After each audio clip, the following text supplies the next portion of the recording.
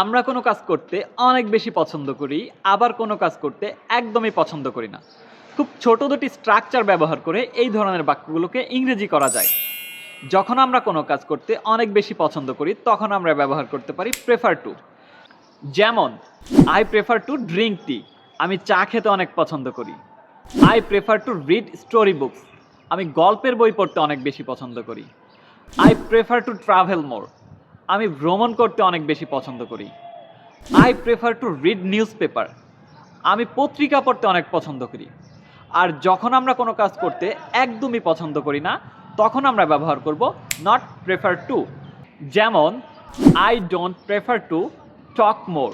আমি বেশি কথা একদমই পছন্দ করি না। She doesn't prefer to eat junk food. সে জাঙ্ক ফুড খেতে একদমই পছন্দ করে না। I don't prefer to waste time. আমি সময় অপচয় করা একদমই পছন্দ করি না। I don't prefer to travel alone. আমি একা ভ্রমণ করতে পছন্দ করি না। ঠিক এভাবেই এই ছোট্ট দুটি স্ট্রাকচার ব্যবহার করে আপনারা তৈরি করে ফেলুন শত শত ইংরেজি বাক্য। And to get more videos like this, follow me on Facebook.